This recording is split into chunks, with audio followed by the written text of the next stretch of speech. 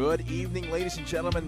You are back to watching the Piltovers finals between G1 and Ashen Arena. And we came after that very clean game from both teams, actually. But in the end, it was G1 that took away the win, slowly choking out Ashen Arena. So let's get into the second game. This could be the final game of the match. But of course, Ashen Arena, with how clean they play, they can take that second to take the second game of this best of 3. So in your opinion, what do you think is going to happen in this second game of match 2? I mean, we've seen how, like what you said, very clean clashes, clean objectives, rotations were really on point. But we also have to give credit to the opposing team who lost, that they still have a chance. Yeah, I mean, of this course will be their sure spot for the BGS. They really want to take away this sure spot, because even if you're second place out of Piltover's finest, the bottom four of the the 5th, 6th, and 7th 5, place 6, of 7 PGS, of PGS. they're not very far apart in terms of skill. They are still very good teams, so you really want to get that first place in Piltover's finest to really get that sure win spot. And not to mention, it's going to be it feels good if you actually, after this stage itself, you immediately go to the PGS. I mean, that's anyone's game. Anyone wants to be that. So we're seeing that ACA and G1 will be fighting that. I mean, Ashen Arena, they've done a pretty good job in game 1, but they have to adapt. This is the best of 3. It tests your adaptability, your strategy. And really, the adaptability you need to do is very fast-paced compared to best of 5s, where you have some time to plan out and adapt and test your endurance. But for best of 3s, it's a quick burst of adaptability. You just get in there, your battle cries, you just go in there for those wins. But really, it's going to be the same bans again from Ashen Arena. Actually, from both teams. Yeah, they don't want to deal with Rumble, Rengar, and Ivern. Yeah, but actually, we're actually seeing a sub for this game. As far as I know, it was the ex-player for AEX. It's going to be calculated here. Who, fun fact is, I'm not sure now, but he has been rank 1 of the Challenger ladder for like at least 2 months. Yes, and so that's the power here, the buffs for G1 here, and bringing it in. ACA wants to take that Lee Sin. Of course, there's 3 junglers banned out, 4 junglers banned out in this game.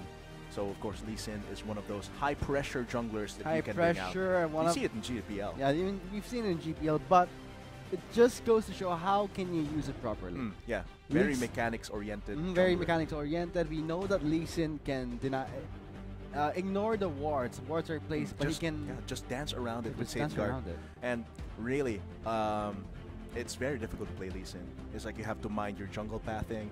You have to calculate all that cerebral jungle stuff. But you also have to mind your combos and your mechanics as well. And not to mention, the nerf to the Lee Sin is still in Attack 7.8. The Dragon's range won't be that killing blow. Won't be as that execution as it was before. So yeah, you can't use that ultimate to finish off an opponent. It's more of a utility sense of way compared to, let's say, another knockup tool. Like, I can't pinpoint which champion has similar mechanics like a Lee Sin. All I know is that Elise comes close in terms of burst damage, but in terms of play, it's more onto Lee Sin. Yeah, more on Lee Sin. So, but the Elise is banned out there, but it seems like ACA will have that alternative Lee Sin, as you said. On the side of G1, again, for this game, the bot lane will be revealed early from the red side.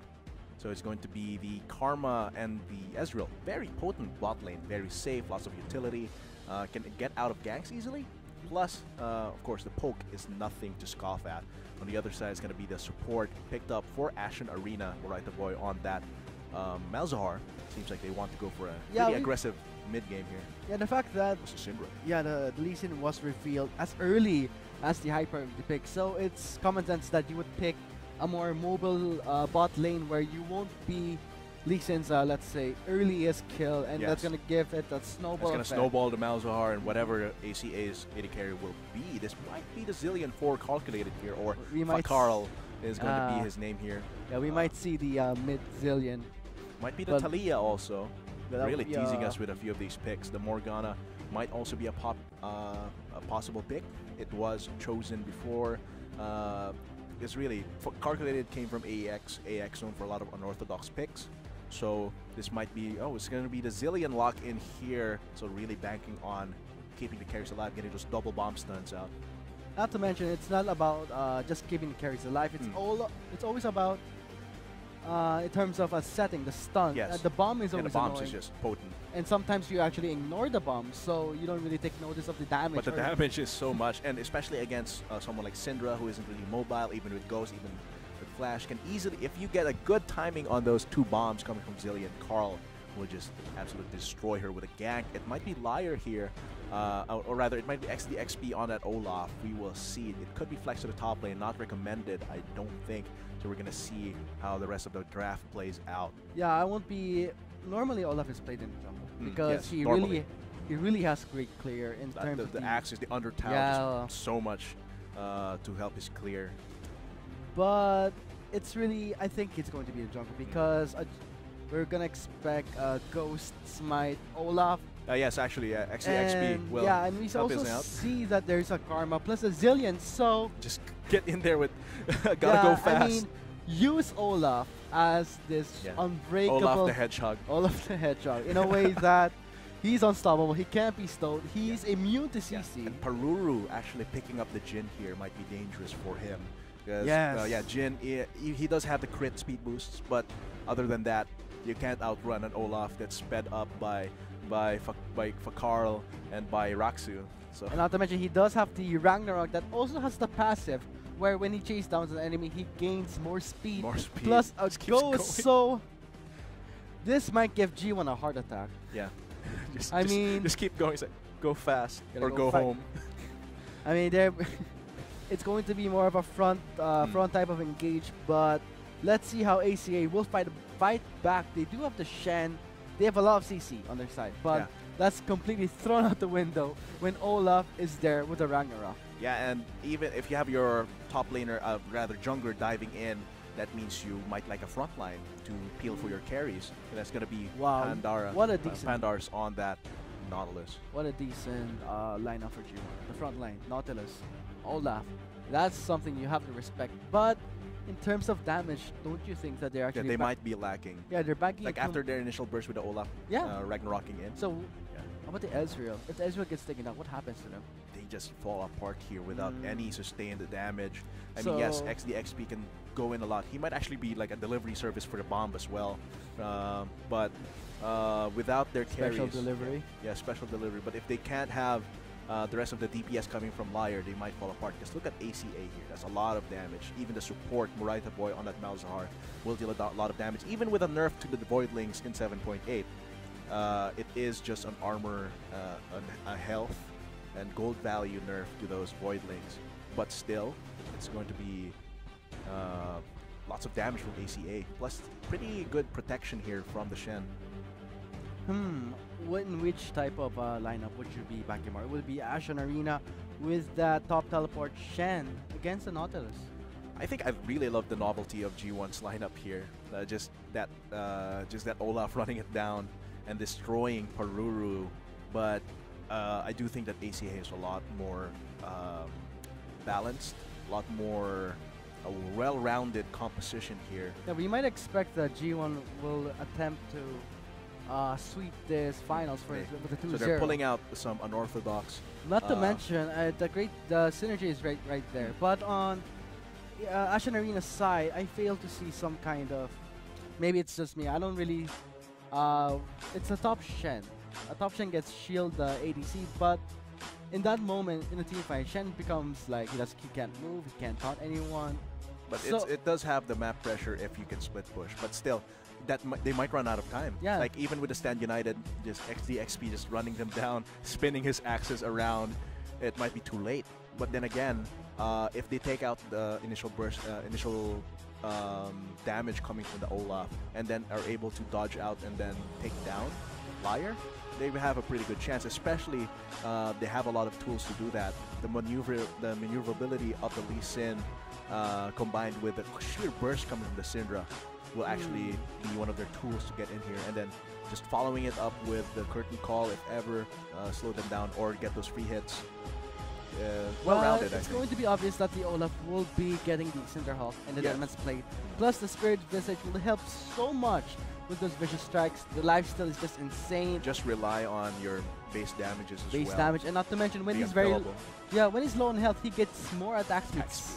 So it really complements his kit so well. But I feel right now in the PH server, they're having a hard time in terms of, let's say, a front gate engage. Like you just go in front without any setter or knock-up. So I'm pretty skeptical how they will be able to pull up. But given the lineup of ACA, I'm pretty sure they can pull it off. I mean, Their carries aren't too mobile. they're not too mobile. Not to mention Shen does not really offer too much pressure in the top lane compared to a Nautilus. Compared to a Nautilus, even with it, I think, but in the laning phase, early laning phase, when the damage from XD XP won't be too like meat grinder, just go in there and squash the bot lane. I think he might have enough time to get the shield from the Stand United out, and then put pressure down the bot lane, and then allow the bot lane to just scale up faster than the other. But then again, it's all about how the lanes will be played. Yeah, I mean, it turns out it's all about timing for Ashen Arena's composition, because when there's a Stand United and the champion who was casted on by the Stand United dies, the map pressure just disappears. In the end, he wasted time, he wasted his ultimate, no profit at all. So that's something that ACA is playing a very high risk game, but high reward. But on G1 side, very stable. I mean, they have a Nautilus top, they have an Ezreal, they really have that safety of mobility as well. Yeah, and since if the champion with the shield from Stand United dies, you're still banking that the Shen will reach in time. If you're already like pulling the trigger, but if the champion dies, when you're already pulling the trigger with the rest of your team trying to follow up, then that's like more resources and then kills and gold down the drain. So how do you think should ACA play this game? I think ACA should play this a lot like control. They should play this in the control base. Allow the Shen in the top lane to apply pressure later in the game. If there is and then just put the vision out so they don't get caught out of position by XDXP. If XDXP is just running down the lane, then they have a lot of time to consider what they can do, what they should do. So I think they have that going for them. In terms of G1, however, they just want to run it down there. They just they just want to run it down in every lane. When they have the opportunities, they use whenever their ultimates and other important spells are off cooldown, they will want to use them to maximize the value gain. So let's see it in action.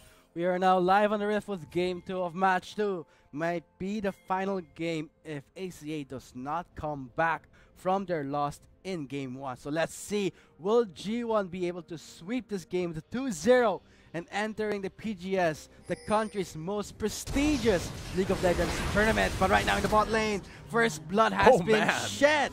45 seconds in for ACA. And that's actually so bad. With a kill going to Paruru, he will recall and get an extra item advantage up top of Liar. He did start with the boots to try and dodge out the poke more, the inner flame, as well as the mystic shot. But with that longsword built, he will have an easier time getting into his first item. Right, and right now they do have the first blood in the hands of ACA. So let's hope that right now it's in the hands of the ADC Paruru. Will he be able to itemize it correctly, knowing that he did start with a longsword, but instead he goes for the boost of speed? The boost of speed, I think it was really to get the move speed to get away from the mystic shot plus the inner flames, and as well as the soul flare, the empowered inner flame, get out of that slow field. But getting that longsword means that he does have combat stats to start with as well, which accelerates to his first item, probably going to be a lethality item for that Jhin. Or, yeah, I agree with that, but wouldn't be a longsword be better? But right now, we're seeing that in the bot lane. Aggressive. Oh, the aggression is really on. They did secure the first blood, but it looks like G1 wants a take back, with Rax taking the kill onto Paruru with, right, the boy very low. He does flash away, but the inner flame will secure a double kill for the support. Tables have turned, even Paruru with that small lead in terms of gold. Of course, the only combat stat coming from that longsword, and with Liar and Raksu being able to put out a lot of damage early, empowered Inner Flame, the Soul Flare, is just way too oppressive. Oh, man. The 2 rounds of damage you can get from that, plus Liar being able to consistently get the Mystic Shots out, which also ramps up his attack speed, means that the level 1, level 2 fights are definitely here on the side of G1. So right now we're seeing that in the mid lane, it's more of a control phase for Fakar with the Zillion, but right now we can see that in the river, the Lee Sin is rotating hopefully towards the top, but over pushing it slightly for his team, but let's see how it plays out in the top lane. Seems like Zainavla is really looking for ganks in every lane. Zainavla really wanting to put this pressure, but Raksu always there. Is there for a little bit of backup, leaving his AD carry alone. Very safe Ezreal, capable of getting those 2v1s while they're roaming. Here comes the gank here on top lane. There's a flash first, but there is a flash in by the Lee Sin to deny the drench line. Pandars goes down to Jason. Oh, he's going to 2v1. Right now, XDPT is going for a 2v1. There is the Spirit Refuge to deny the basic attacks, but it's not enough. XDPT gets a kill, maybe a double. Yes, it is. It is from the burn. Yeah, the red buff really helping him out there, and I like how he alternated hits between the jungler in the top lane there against Jason and Zainavla to apply the red buff slow, get more damage, and then the more you try to kill XP, the faster he attacks. So looking at this top lane gank here, yes, Panders really caught out. Yeah, look at that yeah, play. denying the dredge line was very good, so they easily get this kill, but they underestimate XP's potential here. Yeah, even with the Spirit's Refuge, yes, you block the auto attacks coming for XP, but the Undertow still deals a lot of damage. And oh wow! Yeah, and the minions. The minions as well on the side of ACA, they had the wave there, which means that it's going to be for the jungler here, XP. Wow. I mean, that was such a play for XP. I mean, we saw in the top lane, his damage was really underestimated, seeing that the members weren't even backing down. I mean, they thought they could take him down. But I mean, it was 2 versus 1, but he does have the red buff and a lot of damage. The Undertow as well, being near that wall means that it's much easier for him to pick up the axe from the Undertow. I wonder if it's running the fervor of battle. Maybe that's why he dealt that's so much damage. That would be definitely understandable, because he did not have any of the tank masteries, the resilience masteries activate there, so it must have been fervor of battle to just really brawl it out. And not to mention, he didn't even have Undying, so definitely not no grasp of the Undying, so no nothing. So it would be Ferocity 3. Yeah, Ferocity 3. Wow, so much damage. So much damage, and him getting that 2 kills means that damage is accelerated. So the more ganks he gets, and the faster he was able to kill. And really, it seems like for the first 2 or 3 levels of the game, it's ACA getting a good pickoff, like 1 kill.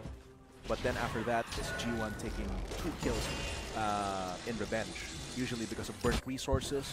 That's going to be the game for G1. Seems like they have a 1.1k gold lead, which is actually pretty big at 5 minutes into the game. I mean, the thing about Olaf is that he deals so much damage, but the really powerful part of Olaf is that he can build pure defensive, but still deals so much damage. His base damage is so good. The true damage as well from his Reckless Wings, plus the consistent damage from the Undertow means that it's so hard to take him down. And even with him losing the armor and magic resist when he actually strikes up, the damage will still be there. Yeah, he will lifesteal his way back to full. He also gains AD in exchange for his defensive stats. So that is something that you really have to watch out for. When he procs the Ragnarok, he will have increased AD, chasing power, gap closing, and not to mention immunity to crowd control is a big deal. But when it comes to playmaking, Zainavla might have an advantage on that Lee Sin.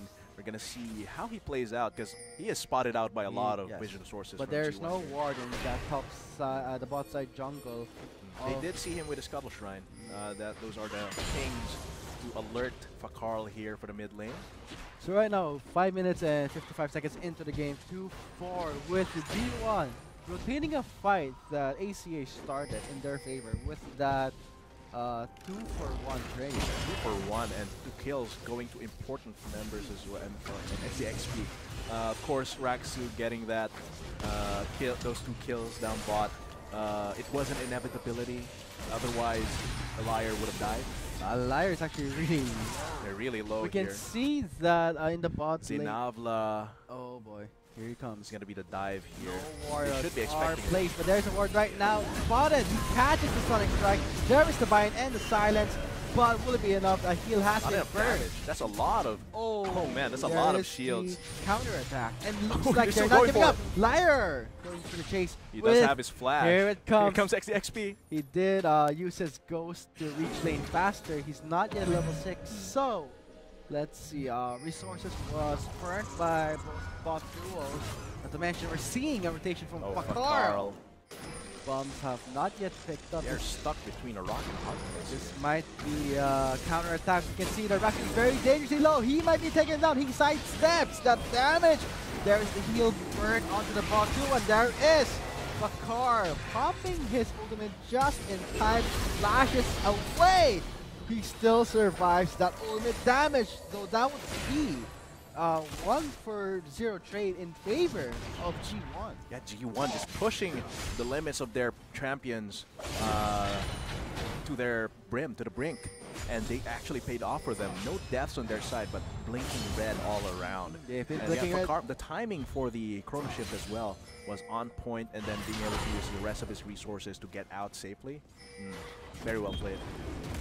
Very well played for G1, but ACA, they really had a chance to at least they did. I mean, why bother defending your bot lane? But right now, in the mid lane, there is the lockdown from the Nautilus's depth charge. Gets taken down by the Zillion Swamp. He goes down. Yeah, it was not expecting that.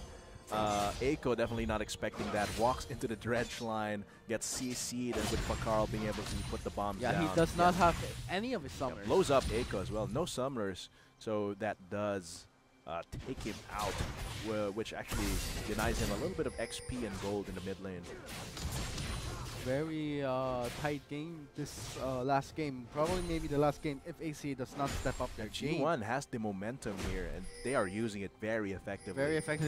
Very effectively. Not to mention, we're seeing that Jason, level 7 right now, has used the Stand United. But, like what I said, the Shen is not going to keep that much of an impact.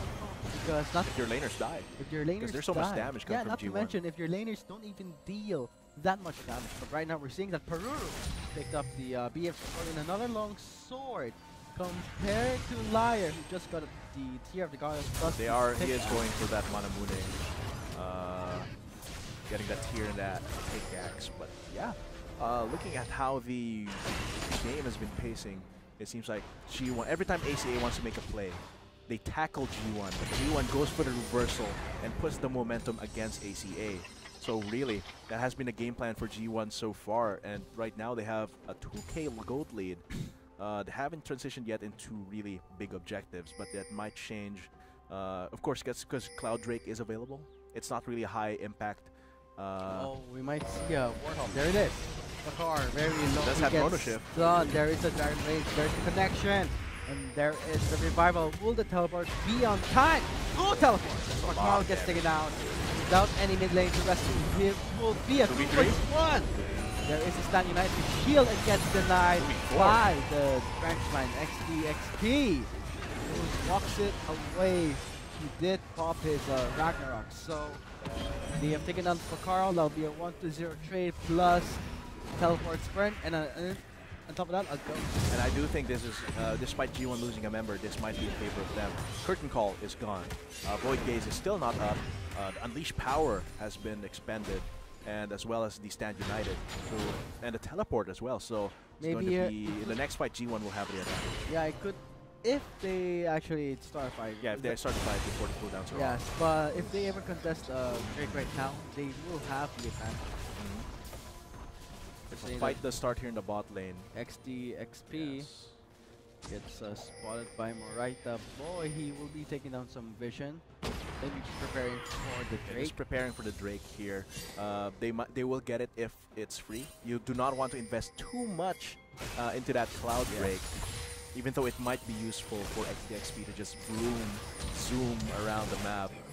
It's weird that ACA has been the ones doing the most pushing, but in terms of CS, we're seeing that Peru is behind quite a lot actually. Like 16 CS could be, it's like 1 kill, so maybe that's why the first blood did help him, but it's weird that you're doing the pressuring, but you're actually losing in the laning phase with the farm. Yeah, when ACA pressures, yeah, as I said, G1 just turns it around against them. But yes, the CS. And look at that, he picked up the call. He knew that he was in an advantage, so he's that confident. Yeah. Right now, we're seeing that the Lee Sin gets Cloud Drake. Getting the Cloud Drake, uncontested. Uncontested, but it isn't really, it doesn't hurt G1 in a way that it would really hurt them, say, if ACA got Infernal Drake. That's so bad.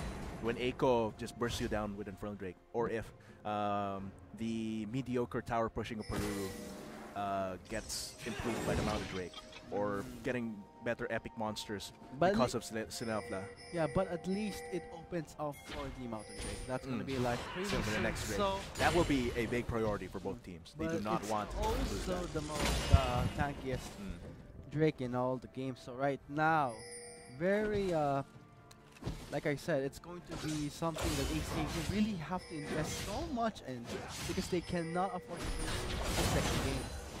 Shen with a Twilight Assault.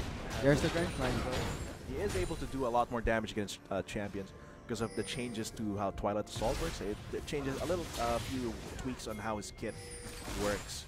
He has more consistency C with the expanded width of the Shadow Dash, but the damage, he doesn't have the same wave clear as Nautilus. Nautilus as well nerfed a bit, but I think the nerf to wave clear goes is a lot worse for Jason here because Panders has just been pushing him into his turret with a Bomby Cinder. Yeah, normally you would rush a Sunfire on a Shen if you want to really push out your lane, pressure the top laner, make yourself available so that you can assist your teammates. But picking up the Spectre's Trowel, something that you only pick up if you're playing the game where you want map pressure. Yeah, I think he's, yeah, he did build that to defend against Panders. But Shen be the one doing the pressuring, but right now we're seeing a response. But like what I said, when there's Stand United happening and there's no follow-up, he actually wasted time. Look at the CS wave in the top lane. He's gonna lose that much gold, that much against the turret. Yeah. So yeah, that is burning it. It did scare off Eiko's assailants, but still, not a lot of value. Not a lot of value. Losing value. Yes, and that's why you can see in the CS 81 to 105. Not to mention, in terms of itemization, we can see that a 2-door string start just goes to show that Jason is not doing so well in pushing the top lane. Yeah, getting that double Doran's ring, Panders really, because he did have nerfs to the mana cost of Riptide, so having those 2 Doran's rings will help him stay in lane far longer than Jason. And we're seeing the junglers finishing up their items. Expected that XP will be going for the Cinderhawk, more help, more than hurt. Not to mention Olaf already has so much built in AD. And plus you get from the Fervor of Battle. I mean, so when you're level 18, you get 60 AD from Fervor. But that's a lot. That's like 60 AD. That's like a third, 3/4 of a BF sword. Yes, and when you pop your Ragnarok at level 3, if I'm correct, I would say it's 80 AD. Man, that's so much. So in a total of, let's say, 140 AD, if you flip back to Fervor, you have the Ragnarok ready. But right now, flash in, Eiko for the kill, but there is the delay from Pakar with the ultimate. There is the flash defense through the barrage. Not even going to land on anyone. We can see that. Right, the point is the focus of everyone. With Liar picking up the kill, and now members of ACA backing away as best as they can, but Pakaro taking their approach. Like go for a bomb stun, and there it is. Jason though flashed away from the attack, but he's very low. There is the shield from the Lee Sin, but will it be enough? Chase There's is the flash on. in. Dredge connects, but the wall does block him a bit. He's in kill range with Liar on a killing spree. He just cleans it up there. And that was a relentless chase coming from G1. It pays off. And really, they got baited by Chrono Shift. taking down, them down there. But then they waited all around, which allowed G1 to just collapse onto them. And now they were on the defensive run away, but they do lose some members plus this bot lane turret, which is actually going to be the first turret of the game. So a lot more gold onto the side of G1 once they take this, and they will inevitably do get this first turret of the game. That would be the first turret in the 60-minute mark. Wow, it just goes to show that ACA really tried their best. They did not want G1 to push as early as they can, but right now, the Mountain Drake would be live in 1 minute and 27 seconds. So they will want to set up vision and control over that area. Yeah, but we know we're seeing that Jason, he does not have his stun united. No teleport, no flash. If ever a clash does happen in the Drake Pit, what's gonna spell out? It's gonna spell out trouble for ACA. The map awareness they have is gone.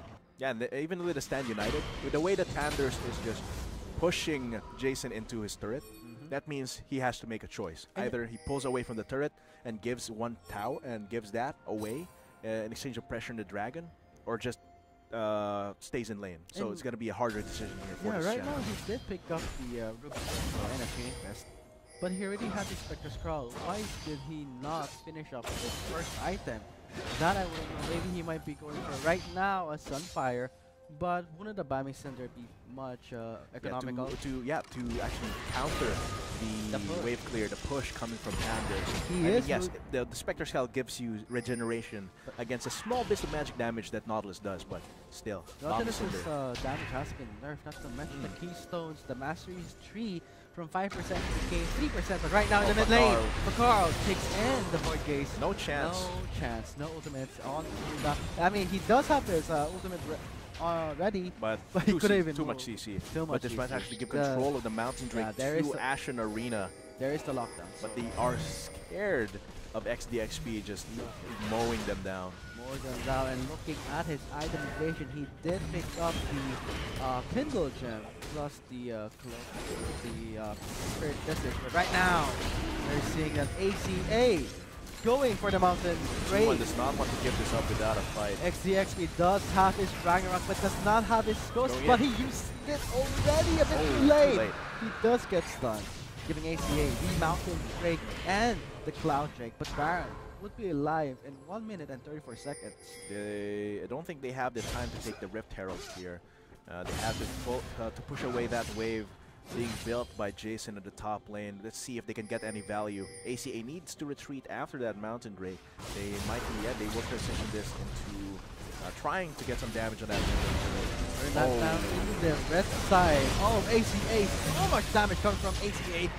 We're seeing a disengage from G1, but I don't think they will let them get away. Fakar gets slowed by the third bullet. Fourth bullet will not connect. Liar is trying to grasp that Jason, but too much risks are pushing the jungler and mid laner away means that this will be more control of the mid lane for G1. It seems like Liar will be building that Ezreal with his Manamune plus Iceborne Gauntlet. Yeah, and XDXP was blinking red. He was very low on health. He does not have any weakness. He did use his goal. But ACH should have capitalized. Yes. But they almost got baited again by the Chrono Shift, but then again, still, the rest of G1 was not in optimal position to take that away. Yeah, they have to really think, should I invest this much damage, this much skill cooldowns on this champion, knowing that he will be revived again? So with almost full health. Almost full health, and so this is a game where G1's playing the mind game and pressuring ACA. Who should I focus? Normally it would be textbook that it would be Liar, it would be Carl, also the support, Raxon. So very it's like 3 champions, you have to guess. Who is he gonna use it onto? Or zone out for Carl. Yeah. If he can zone out for Carl, or he forces him to use the corner shift on himself, that's a lot of value lost for G1, which means it's going to be easier for Ashen Arena to take away the other members without that problem of them reviving and having to wait for it to wear off. But it seems like right now G1, with the plays that they're making, they're using it to put down chip damage slowly onto each of the outer turrets left for ACA. And it will be inevitable that they will take it if they win a next fight. Yeah, like what you said, they're playing the shipping game, but shouldn't there be composition more about map pressure? Yeah, map pressure will be important here. Since like Pander. That's that. He Oh, man, does that's burn a his lot. flash, but it gets Oh. denied with the Void Gaze. He does step away from it, walking away, but 4 members collapsing onto the big guy. Piltovers gets taken down. What's G1 gonna do to trade away with this? That's 4 members. That's a lot of resources. Seems like Liar will want to use this opportunity. There is the turn call, but He's gonna try and clear the way, but yeah, Look at XP is just gonna body block that, and they will get this 1 kill in exchange for first tier mid lane turret, and as well for the top lane their own turret is lost. But this does give a lot more map control for G1, and they are poised to take another one while ACA is recalling. very tempting knowing that it's only powering the Jin. And they have an attack speed buff. Liar and XP is gonna mow this down because Liar can buff XP with that. But looking at the flank from Jason, he does land his shot. The Spirit Refuge is there to defend the attack. But And the threat of Panders. yeah, we did see the silence negating Panthers, but teleport was used to ward away the members of ACA. But that is going to be 2 turrets under G1's belt in the mid lane, which means their control over this map will be have much more potential. Right now we're seeing this Flash being burnt by the jungler, but very risky play. He's very low on health. The Flash was gone. Seems like they will want revenge for those 2 turrets. We'll They try are and take this not mid lane. backing down.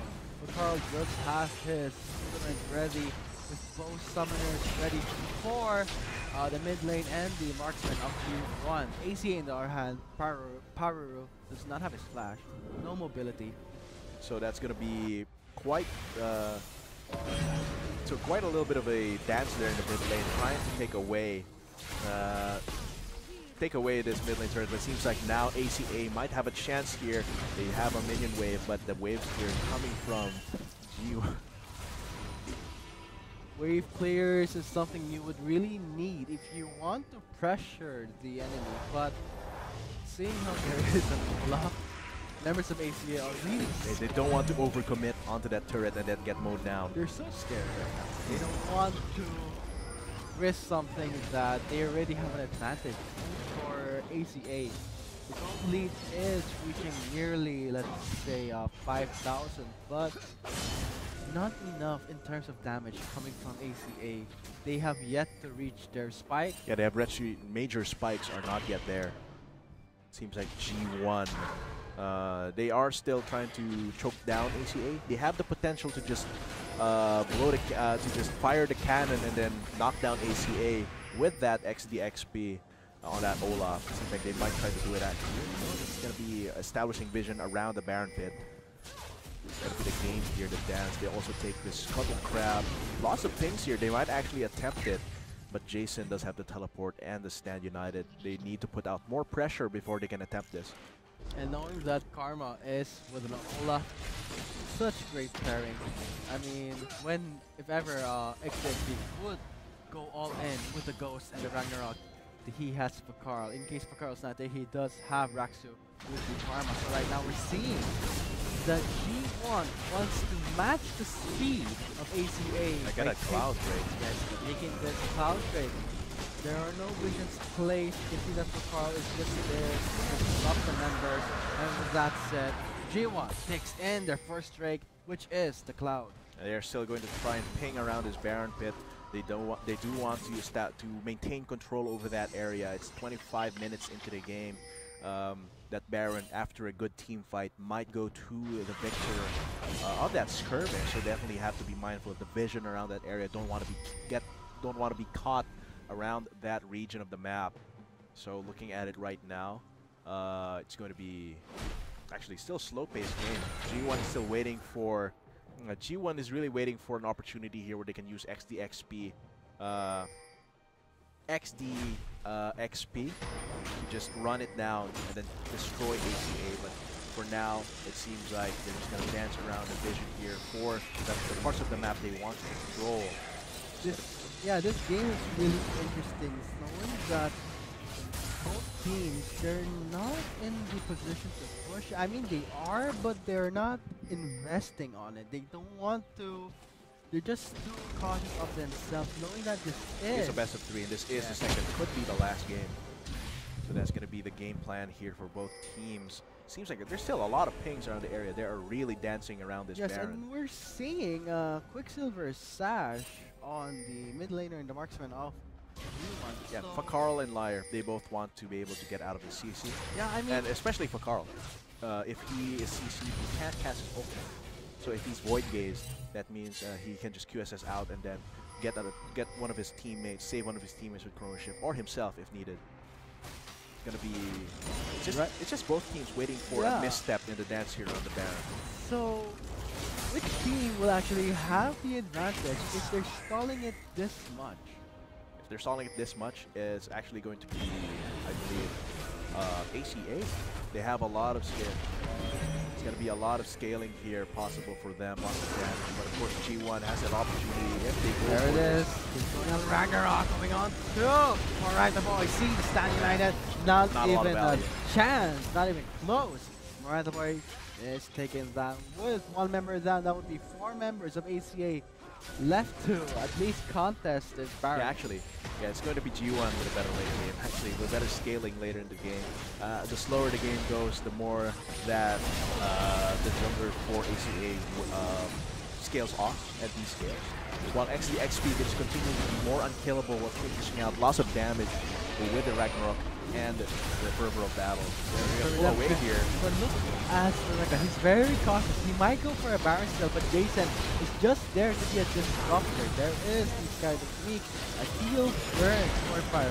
That's a pretty good kick. Yes, 4 members are really low. With the 4-member knockup, that actually makes G1 back away. So the Dragon Rage kick was well placed. But yeah, that was almost Zenabla reading it wrong. He was already rotating behind the pit to try and go for a steal, but as soon as the rest of ACA came, G1 pulled away from it and tried to go onto Jason. But that's a very tanky Shen. This is going to be the reset of the dance here. The ACA clearing out the vision, and then after they recall, G1 will try to re-establish that vision. Oh, Zenabla, dangerous business here. DSP spots him. There is the bind. No, he does make it away with the flash. And as is a flash gone from the jungler, which might be, even though he's a Lee Sin, having that on-demand burst of ability, burst of speed coming from Flash, being able to position yourself might be crucial for the next fight that will happen. Won't be able to do a very quick and easy insect kick for G1. 8 minutes, going 40 seconds now into the game with a score of 5-9.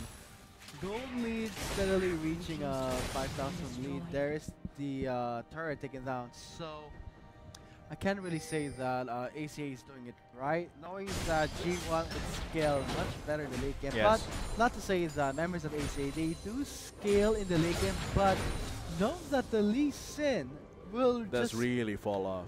not really fall off, to make it a point that you would be feeling that it's a 4v5 because Lee Sin only has that dragon range, and it's very hard to land, let's say, a 4-man knockup like that. But let's hope for the best for ACA. However, we're seeing that for getting up for you nicely, seeing his itemization, an Essence Reaver on a Jhin instead of, let's say, Rush on the Infinity Edge. It's very strange. It seems like he might want a lot of CDR, but it doesn't seem like he might be off for him. In terms of the damage, he will be lacking a little bit compared to G1. Because getting the crit item, another crit item that really gives you more damage than Essence Reaver, But might be more favorable for ACA. Yes, but is Essence Reaver a good pickup on a Jhin? Knowing that he does really scale well with crit chance, but Infinity Edge, in my opinion, would have been a better choice. Yeah, Gives him a lot more consistent damage, huge spikes with his crits. The Essence Reaver, CDR might help him a little bit, like just get those dancing grenades plus get more curtain calls out. But still, the bulk of your damage in fights is going to be the crits coming from and boosted by Infinity Edge. You have a guaranteed crit on your 4th bullet, so capitalizing on that would have been more useful. So why would you want to invest more crit chance, knowing that you are guaranteed crit chance with your 4th bullet? Not to mention that is a lot of damage. Plus, if he does sell his Essence Reaver, you might be able to get Infinity Edge plus, let's say, Last Whisper A lot of damage. That is a lot of gold lost when you're selling, though. We're saying that right the boy making Might be his the fight. approach, but there is Toronto trying to go for the cloud break, but the death shot is on to Paruru. The focus is there. There's the Slam United on him. He is shielded by his allies, but he's not dealing any damage. He is the main source of damage, but we're seeing that Paruru is just running away with XP, trying to slow him down. There's the flash in, drench line by Pandars. Just good, taken down. Jason is gone, Serenka is gone. Two members of ACA cannot at least help contest, let's say, an inevitable Baron. And the two most important ones here for Barons as well, the top laner with a teleport, plus the jungler with a smite. This is going to be an probably likely going to be an uncontested Baron for G1, and I like that, how they play that Dragonflight. They know that ACA will want to go in, and it's just a Cloud Drake, so they just pull away immediately from it, and then get that good team fight. Seeing a contest slightly, maybe more of a disturbance by ACA. They do not want them to get the easy Baron. Right, the boy making his approach, trying to annoy the members of G1. That's not going to pay off. But I think ACA just made a grave mistake. With that mid laner taken down, that's more gold for G1 in their next. What were they thinking? Oh, in the riverside of the Cloud Drake. As soon as they go in, they stop going onto the Cloud Drake. It's not a huge priority. The bigger priority here is to take out the members of ACA so they can take the Baron more easily. And they play this very good team fight. Yeah, it's more worth to protect your ADC if your ADC is doing damage, but we're seeing that Paruru, that's not doing. And the Essence Reaver really not paying off here. And yeah, and this just allows Pandars and the rest of and they will be using this Baron buff very effectively considering their team composition. He should sell the Essence Reaver, in my opinion. He should have sold it, get an Infinity Edge. Probably, if he does have enough money left, go for a last Whisper. We are seeing that by reaching the late game, they're stacking armor and health. Right now, Paruru is not dealing so much damage, that much damage needed for his allies because he is not building efficiently or even productive. I mean, an Essence Reaver is in the, let's say, pushing power. But I don't think Paruru is doing a lot of pushing. But on the top side, Jason, we're seeing a nice transition towards Tiamat and going into that Jorm's Fist for that Titanic Hydra as well. For more pushing power, plus the Sunfire completed. Zenavla looking to challenge XP, but he will lose that fight if they get into a brawl, and that's still going to be the bot. It's going to be a 1-0-4 lineup for G1 in this split push. Yeah, we're seeing that the Aiko is building more of a defensive style. Seeing as Sonya's Hourglass, but right now we might be expecting a collapse by G1. They are impatient. They do have the Baron, so they're in the position to push ACA. Look at the damage. They're just demolishing these, even without a Mountain Drake. I don't think they need a Mountain Drake, knowing that Liar. Yes, Liar did build the Iceborne Gauntlet. But that's still a lot of damage on the turrets with those procs from the Spell Blade. And Fakarl really zoning out. They don't want to get caught that stun. Yeah. Stun on the ACA, but here comes the flash in, taunt by Jason. USS. There is the ultimate by the Zillion. So right now the OT is being engaged. Seeing Paruru is not dealing that much damage, and seeing that Pandars is just zoning him out, and look at the marksman of G1. He is dealing the damage. He's doing his best, but look at Paruru. Where is he when his team needs it? So right now, members of G1 just entered the territory of ACA easily. They can actually finish this off with how the death timers are. Paruru deals no damage, so that's going to be 30 seconds. That won't be enough, and with their Baron buff, they will be able to take away this win, this Nexus, for sure. The damage was so lucky in ACA, and G1, such a solid front line, not to mention the Zillion is really annoying in a way that you use all your resources on a champion, but in the end, it's completely negated, so they don't have any more damage. With that said, G1 will be 2-0, entering the PGS. Congratulations to G1, you will be joining the PGS, one of the country's most prestigious League of Legends tournament in the Philippines. So, once again, congratulations to G1. And I really like how that last team fight played out very calmly. just G1 pushing down the turret with the stuns from the time bombs being used to zone away and deal damage as well. And in the end there, Zenavla failed the insect kick against Liar. So what happened there was he tried to go for the war jump into the Dragon's Rage, but then the Essence Shift was already there. Just kicked him farther away, helped him out kite more. And look at the damage here. 18k, that is a lot compared to the rest, because we've seen games that reach like 35,000 damage. But compared to the Jin, only 10,000. It seems matching like the Malzahar does more damage. By 1,000 points, but it's no doubt that Jin really had a hard time going in. He was not comfortable, not enough peel coming from his team.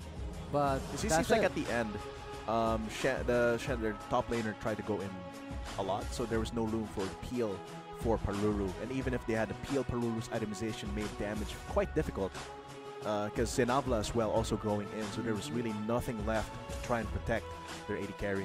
So I think the members of G1 are pretty really happy, really excited, because they will be joining the next split. PGS for sure. Yeah, PGS. And it's going to be exciting. Like G1, calculated, leading the charge. If they face up in the PGS against AEX, this is going to be quite the match to see, how these two teams with shared histories. But that is going to be, of course, G1 auto in the PGS. The other three, Infuse, Explicit. They will still have to fight for their seeding, so they still have to fight. The seedings might make it seem that the second place will have more like an easier time, but the teams in PGS are strong. Their skill levels aren't too far apart, so that means that it's still life or death coming to the PGS. So guys, there you have it. That has been our last match for the stream for the Piltovers Finest. Congratulations once again for G1 securing their spot in the PGS. We have been your shoutcasters for this last match. I am Vulcan, and joining with me is my co-caster, Atlas. We'll be seeing you on our next stream. Anyone will see that right up forward is the first of everyone with Liar. Now members of the exactly place. Bomb stun, and there it is. AC from the platform. From the attack there is your contribution. There's a back end. There's like connection to all thus blocking a bit. Using killing his Liar.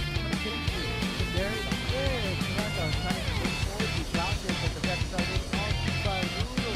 The focus is there. There's a stagnant on him. He is shielded by his allies, but he's not dealing any with the back end caught by Jason. There is shielded by the Jillian right now. The only is getting Saint Paruru is not dealing that much damage, and Saint at Panthers is just sorting him out, and look at the marksman of G1. He's getting the damage. But where is he when his team needs it? So right now, members of G1 just entered the territory of ACA easily. They can actually finish this off with how the death time is on Peru. Deals no damage. So that's going to be 30 seconds. That won't be enough. And with this Baron buff, they will be able to take away this win, this Nexus, for sure. The damage is so lucky ACA. And G1, such a solid front line, not to mention resilient, knowing the way that you use all your resources on a champion, but in the end, it's completely ridiculous, so they don't have any more damage. With that said, G1 will be 2-0, entering the PGS.